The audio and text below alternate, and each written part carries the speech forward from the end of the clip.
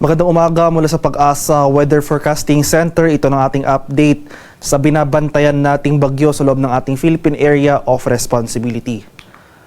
Tuluyan pang lumakas itong si Bagyong Julian at isa na itong severe tropical storm category as of 4 a.m. today. At huling namataan yung location nito sa layong 305 km silangan ng Apari, Cagayan.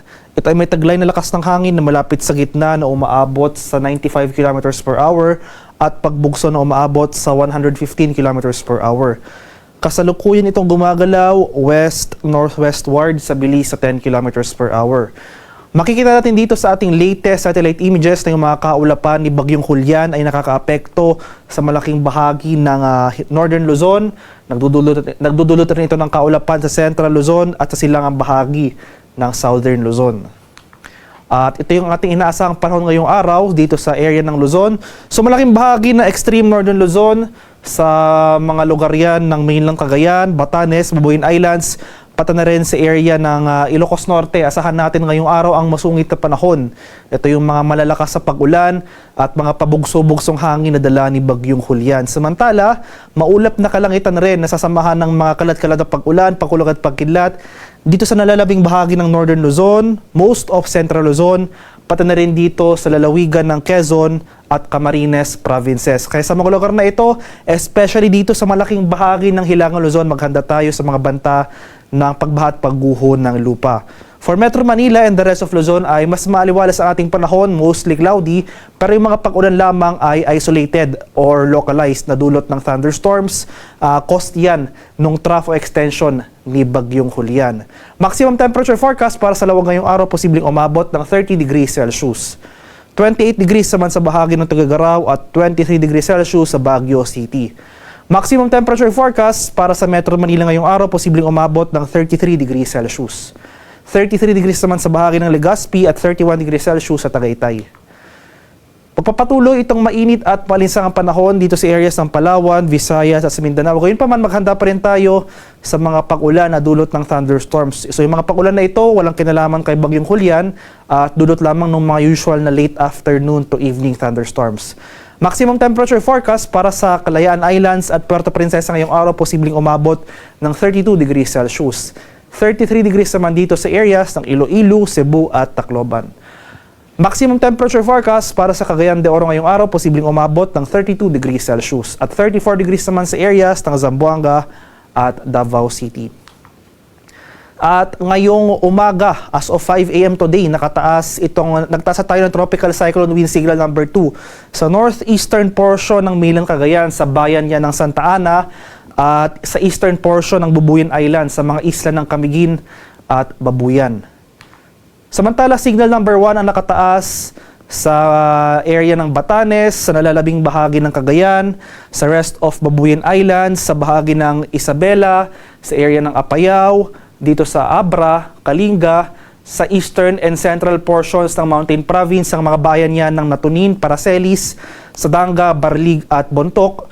May signal number 1 na rin dito sa eastern portion ng Ifugao, sa mga bayan ng Aguinaldo, Alfonso Lista at Mayoyaw.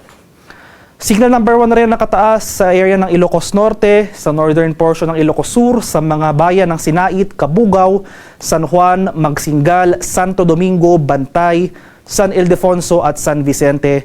May signal number 1 rin dito sa northern portion ng Aurora, sa mga bayan ng Dilasag at Kasiguran. Kaya sa mga areas na nabanggit, sa mga areas na may nakataas tayong warning signal or wind signal, especially areas under tropical cyclone wind signal number 2, maghanda na tayo ngayon pa lang sa mga banta ng malalakas na hangin na dala ng papalapit na Bagyong Julian. And yung pinakamataas na warning signal na posible nating i-issue para sa bagyong ito ay wind signal number 4.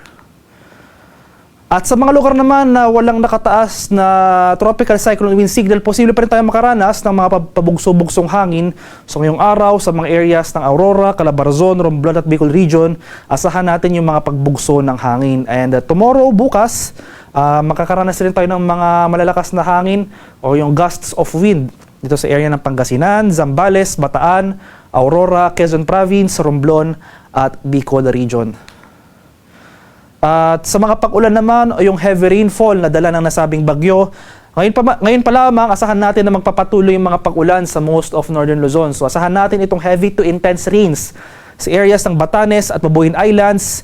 Samantala, moderate to heavy rains ang ating inaasahan ngayong araw sa mainland Cagayan, Ilocos Norte, Ilocos Sur, Abra at Apayao. And starting tomorrow, makakaranas na tayo ng intense to torrential rains sa bahagi ng Batanes at Babuyan Islands. Mas malakas pa yung mga pag-ulan dito sa mainland Cagayan. Heavy to intense rains dyan, pati na rin dito sa area ng Ilocos Norte. And moderate to heavy rains sa mga lalawigan ng Apayao, Abra, Ilocos Sur, La Union at Benguet. Pagsapit naman ng Martes ay magpapatuloy itong intense torrential rains. Ito yung napakalakas hanggang sa matitinding buhos ng ulan sa area ng Batanes at Babuyan Islands. Heavy to intense rains sa area ng Apayao, Abra at Ilocos Norte. At moderate to heavy rains pa rin natin inaasahan sa lalawigan ng Ilocos Sur at mainland Cagayan. Kaya sa mga nabanggit na lugar, especially sa mga malapit sa low-lying areas or flood-prone areas, maging handa pa rin tayo. Manatiling handa tayo at alerto sa mga banta ng pagbaha at pagguho ng lupa dahil inaasahan natin na tuloy-tuloy ang pag-ulan na ating mararanasan sa mga susunod na araw throughout the passage ni Bagyong Julian.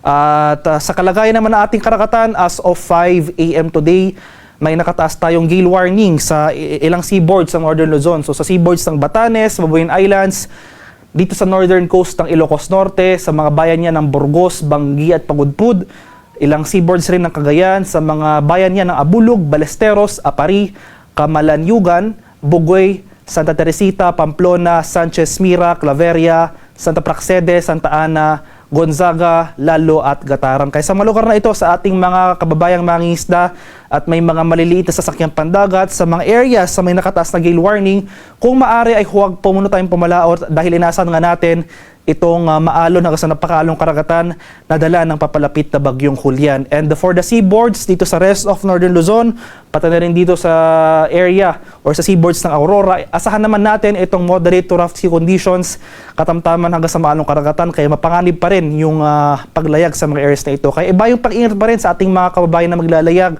dito sa seaboards of Northern Luzon and dito sa seaboards ng Aurora area. At ito nga yung ating latest track and intensity forecast para kay Severe Tropical Storm Julian. So starting today hanggang Tuesday morning, magpapatuloy yung generally northwestward and then west-northwestward na paggalaw ng nasabing bagyo patungo dito sa area ng Batanes at Babuyan Islands. And then Tuesday afternoon onwards, throughout the rest of the forecast period, ay magiging pahilaga na yung galaw na nasabing bagyo and then northeastward, patungo dito sa karagatan, sa silangang bahagi ng Taiwan, malapit dito sa northern boundary ng ating Philippine area of responsibility. At mataas na nga yung tsansa ng landfall o yung close approach scenario natin.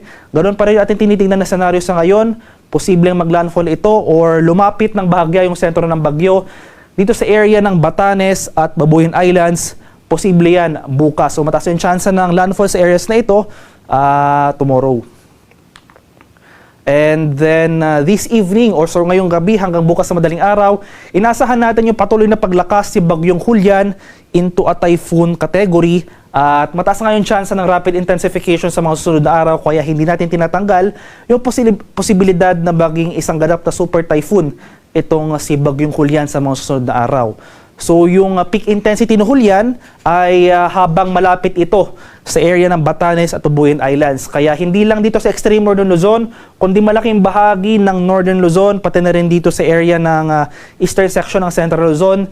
Maghanda tayo sa mga susunod na araw. Ngayon pala maghanda na tayo dahil makikita natin dito sa ating track na itong radius ng nasabing bagyo, mahahagip yan ang malaking bahagi ng northern at central Luzon in the coming days. Asahan natin ang malalakas na bugso ng hangin at matitinding buhos ng ulan, especially dito sa northern Luzon area.